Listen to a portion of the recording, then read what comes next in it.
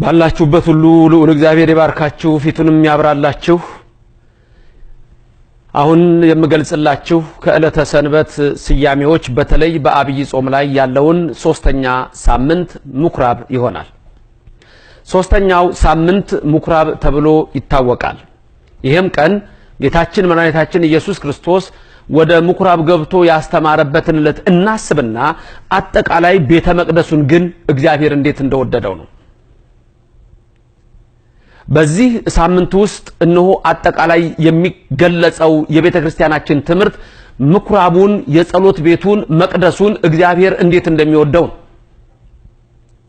በመጀመሪያ እግዚአብሔርን ያመሰግን ዘንድ ቦታ ለይቶ መካነ ቀኖና፣ መካነ ንስሐ፣ መካነ ጸሎት አድርጎ አዳምን እንሆ ነበረ ከሚስቱ ከሔዋን ጋር ከልጆቹ ይጸልይ ነበረ። ያ ሲወርድ ሲዋረድ መጥቶ ከዛ በኋላ እነሆ ሙሴ ለእግዚአብሔር ማደሪያ ድንኳን እንዳደረገለት እናውቃለን። የመገናኛው ድንኳን ተብሎ ይጠራል። ከዛ በኋላ እግዚአብሔር እንደፈቀደ በቀዳማዊ ነገሥት ምዕራፍ 4 ላይ እንደምታዩት እነሆ ለእግዚአብሔር ማደሪያ ለቃል ኪዳኑ ታቦት የዳዊት ልጅ ንጉሥ ሶሎሞን እነሆ መቅደስን ሰራለት።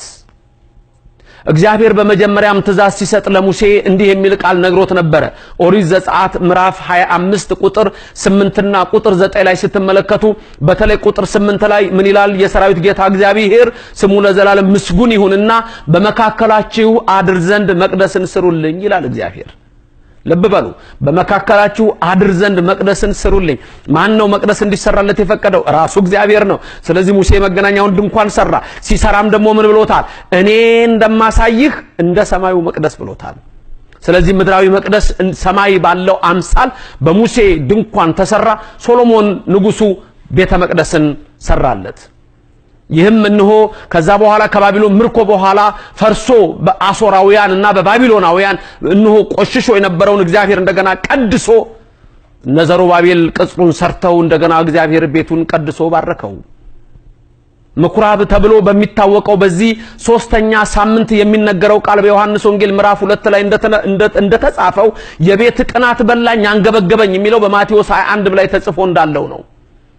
መድኃኒታችን ኢየሱስ ክርስቶስ በዚህ ቀን ወደ ምኩራብ ገባ። ወደ ምኩራብ ገብቶ እነሆ ምኩራቡን የጸሎት ቤቱን የሌባ ዋሻ አድርገውታል። ስለዚህ ጌታ ምን አለ? ጅራፍ አበጅቶ አስወጣ። እስመ ቅንዓተ ቤትከ በላን፣ የቤት ቅናት በላኝ አንገበገበኝ ብሎ ይሄ ቤት የጸሎት ቤት ነው፣ ይሄ ቤት ማደሪያዬ ነው እንጂ የሌቦች ዋሻ አይደለም ብሎ መቅደሱን እግዚአብሔር ቀደሰው። ምኩራብ ተብሎ የሚታወቀው ይሄ ነው። ስለዚህ ምኩራብ የጸሎት ቤት ቤተ መቅደሱ የሚከብርበት የተከበረበት ዕለት ጌታችን መቅደስን የወደደበት የሚወድበት ለዘላለምም እነሆ የተቀደሰ ቤት ሲሆን እንደሆነ የሚያሳየን ትምህርት ነው። በነገራችን ላይ መጽሐፍ ቅዱስ ላይ መቅደስ አለ፣ እኛም መቅደስ አለን። መጽሐፍ ቅዱስ መቅደስ ውስጥ ታቦት አለ፣ እኛም ታቦት አለን። በመጽሐፍ ቅዱስ መቅደስ ውስጥ ካህናት አሉ፣ እኛም ካህናት አሉን። በመጽሐፍ ቅዱስ ውስጥ መቅደስ ውስጥ ጽና አለ፣ እኛም ጽና አለን። በመጽሐፍ ቅዱስ ውስጥ መቅደስ ውስጥ ዕጣን አለ፣ በእኛም መቅደስ ውስጥ ዕጣን አለ። መቅደሱ በምድር ያለው እኔ እንደማሳይህ እንዳለው በሰማይ ማደሪያው ነውና በሰማይም መቅደስ አለ፣ በሰማይም ታቦት አለ፣ በሰማይም ካህናት አሉ፣ በሰማይም ዕጣን አለ፣ በሰማይም ቅዳሴ አለ፣ በሰማይም ክብር አለ። ዛሬም በኦርቶዶክስ ቤተክርስቲያን ውስጥ ይሄ አለ። በሌሎች ዘንድ ግን ታቦት አለ፣ ጽና አለ፣ ዕጣን አለ፣ ካህን አለ። ወገኖቼ ያላችሁበትን እምነት እወቁት፣ ያላችሁባትን ቤተክርስቲያን ተረዱ። ምኩራብ ዛሬ ኢየሱስ ክርስቶስ እነሆ በዚህ ትምህርት ውስጥ እንደምንመለከተው በምኩራብ ውስጥ ገብቶ ምኩራቡ የጸሎት ቤቱ የኔ ቤት ነው አለ። መቅደሱ የሱ ቤት ነው። አሁንም በመቅደስ ውስጥ እንደምንሰበሰብ ልባችንም የሱ ቤት ነው።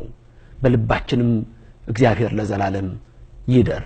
ልባችንም የሌቦች ዋሻ እንዳይሆን፣ ቅናትና ሐሜት እንዳይመላ፣ ክፋትና ጥርጥር በውስጡ እንዳይገባ እንደ ዳዊት ልበ ንጹሃ ፍጥር ሊተ እግዚኦ፣ አቤቱ የቀናውን መንፈስ በውስጤ ፍጥር አድስ እያለ እንደተናገረው ልባችንም ለሱ ማደሪያ ይሁን። አው መቅደስ አለን እንሰበሰባለን ልባችንም የሱ መቅደስ ነውና ጸንቶ ይኖር ቤቴ የጸሎት ቤት ይባላል እግዚአብሔር በልባችን ይንገስ እግዚአብሔር በዚህች እምነት ውስጥ ስላደረገን ስሙ የተመሰገነ ይሁን አሜን እግዚአብሔር ይባርካችሁ ድንግል በመልጃዋ ታስባችሁ መላእክትም በጥበቃ ይለያችሁ አሜን